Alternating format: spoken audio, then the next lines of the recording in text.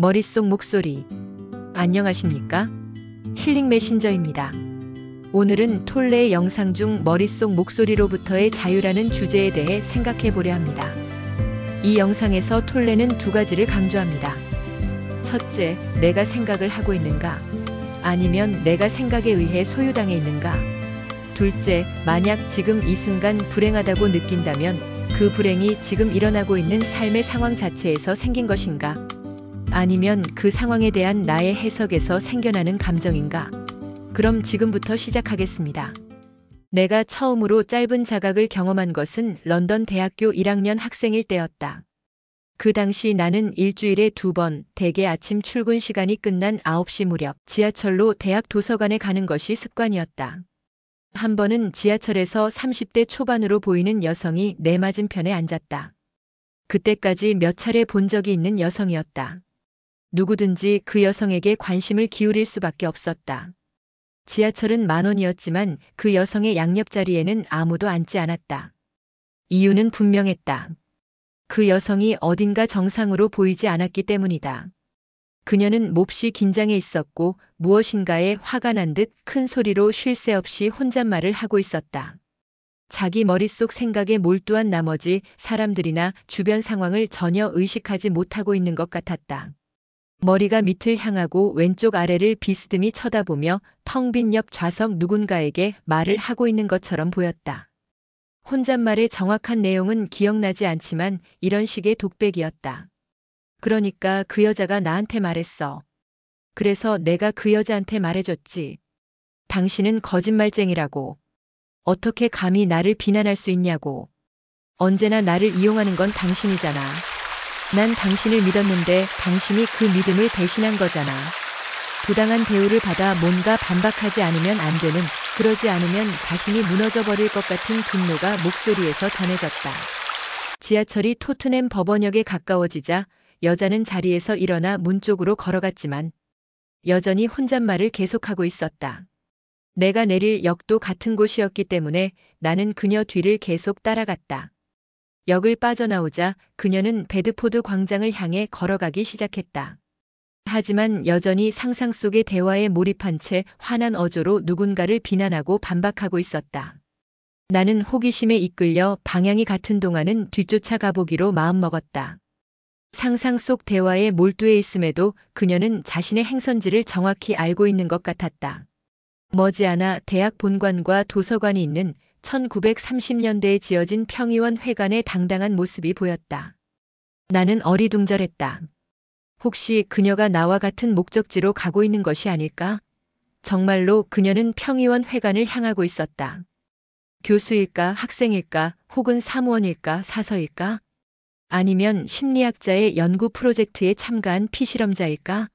답은 알 수 없었다.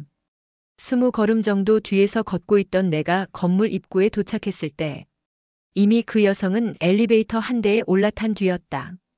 아이러니컬하게도 그곳은 조지 오웰의 소설 1984년이 영화화되었을 때 마음 감시 경찰 본부를 촬영한 곳이었다.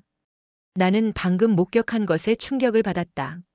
25살의 나름대로 성숙한 대학 1학년생이었기 때문에 나 자신은 지적인 인간이라고 생각하고 있었고 인간 존재의 딜레마에 대한 해답은 모두 지성을 통해, 즉 생각에 의해 찾을 수 있다고 믿어 의심치 않았다. 알아차림이 없는 생각이야말로 인간 존재의 주된 딜레마인 것을 나는 아직 깨닫지 못하고 있었다. 교수들을 모든 대답을 알고 있는 현자로 우러러 보았고 대학은 지식의 전당이라고 믿었다. 그런데 저 여성이 어떻게 이 대학의 일원일 수 있단 말인가? 도서관으로 가기 전에 화장실에 들어갔을 때도 나는 여전히 그녀에 대해 생각하고 있었다. 손을 씻으면서 생각했다. 난 저 여자처럼 되지 말아야지. 그러자 옆에 있던 남자가 흘낏 내 쪽을 바라보았다. 나는 그것을 생각만 한 것이 아니라 소리내어 중얼거렸던 것이다. 그것을 깨닫고는 나는 충격에 빠졌다. 아, 이런. 난 이미 그 여자처럼 되었군. 나의 마음도 그녀의 마음처럼 끊임없이 활동하고 있지 않은가. 우리 사이에는 오직 작은 차이밖에 없었다. 그녀의 생각 배후에 자리 잡고 있는 지배적인 감정은 분노인 듯 했다. 나의 경우에는 대부분 불안이었다. 그녀는 생각을 소리내어 말했고 나는 대개 머릿속에서 생각했다. 만약 그녀가 미친 것이라면 나를 포함한 모두가 미친 것이었다. 단지 정도의 차이만 있을 뿐이었다. 한순간이었지만 나는 자신의 마음으로부터 물러나 더 깊은 시점에 서 있는 그대로 그것을 바라볼 수 있었다. 생각에서 알아차림으로의 짧은 전환이었다. 나는 아직 남자 화장실에 있었지만 혼자만 남아서 거울에 비친 나 자신의 얼굴을 보고 있었다. 나 자신의 마음으로부터 분리된 그 순간 나는 웃음을 터뜨렸다. 제정신이 아닌 웃음으로 들렸을 수도 있지만 비로소 제정신으로 돌아온 웃음, 커다란 배를 가진 붓다의 웃음이었다. 삶은 내 마음이 만들어내는 것만큼 그렇게 심각하지 않다. 그 웃음은 그렇게 말하고 있는 듯 했다.